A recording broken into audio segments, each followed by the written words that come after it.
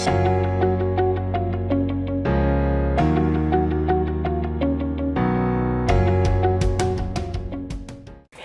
everyone, it's Desiree, and we are going to have some fun with some donuts.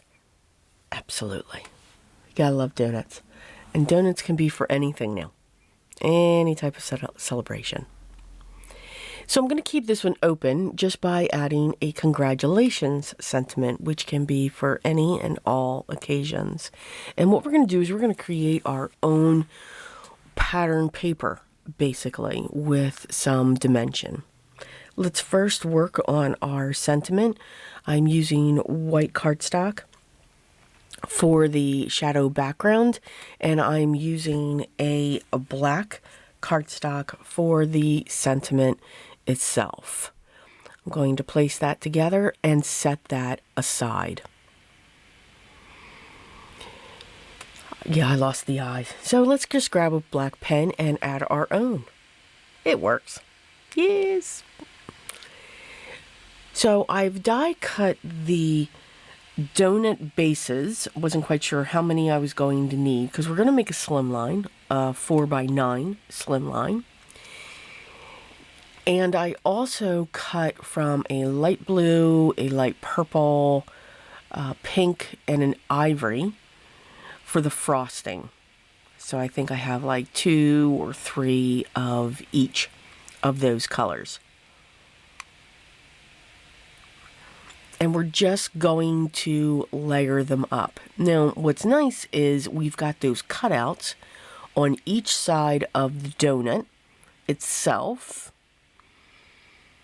that when we put this on our white cardstock base, it's going to act like a highlight. So we're going to get all of this kind of cool action all on its own. Just playing around with the placement, making sure that they're kind of not in a straight line, but they've got this flow that's going across. Yes, I'm making sure that there's an odd number on my panel. I'm also making sure that I'm going off the edge to give it some flow for the most part of each of these donuts. That way, when you're doing this, whether you're stamping or you're die cutting and adding them to a panel to make your own pattern, you do want to make sure to go off the page. Then it looks like you've cut into the pattern paper. When we stay onto that panel and put our images, we're creating a scene. So that's kind of how I look at it. I don't know if those are the technical terms, but to me that makes sense. I don't know. All right, we have our donuts on our panel.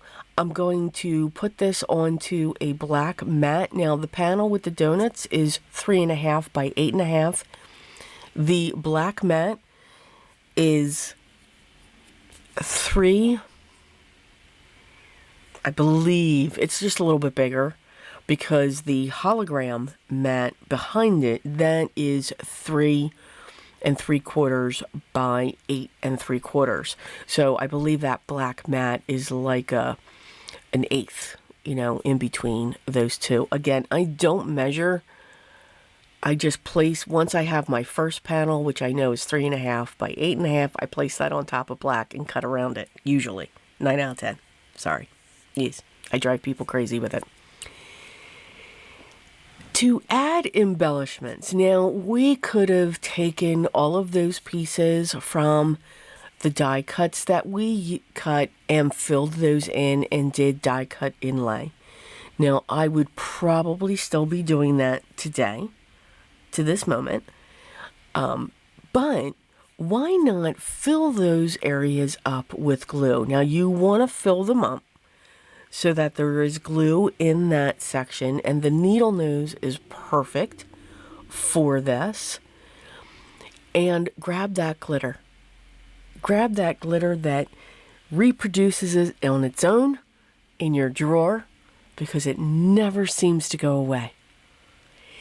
So I actually grabbed, I think it's called a Unicorn by Simon Says, and it's not a fine glitter, but it's not a super chunky either, but it is a chunky. I'll say a small chunky. But it's perfect. It gives that hologram look, and that's why I used the iridescent cardstock as the final matte. Now, static cling is the enemy when it comes to glitter. Also, glue is the glitter. So any glue that came out from underneath the donut, that's picking it up too. You can just use a dry brush to clean it, and it'll all just brush away. Using Swiffer cloths as well will help pick that up, or microfiber. And it was easy to clean. I'm still not finding any glitter. I think I have covered all of that and gotten rid of most. I'm going to prop my sentiment up using double-sided foam squares.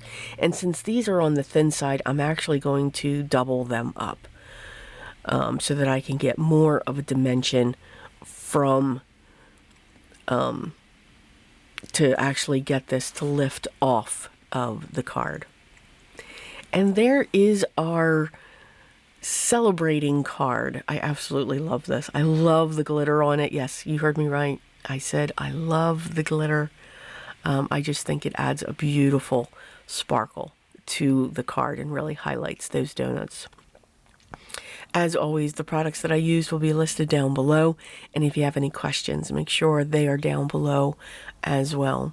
Make sure you subscribe, hit that thumbs up, and hit that bell if you want to be notified when the next video is ready for you to watch. Hopefully YouTube will notify of you that, but check back often. You never know what you'll find. Have fun creating your art and enjoy the process. That's what's most important, along with always being creative, guys. And I'll talk to you in the next one. Till then.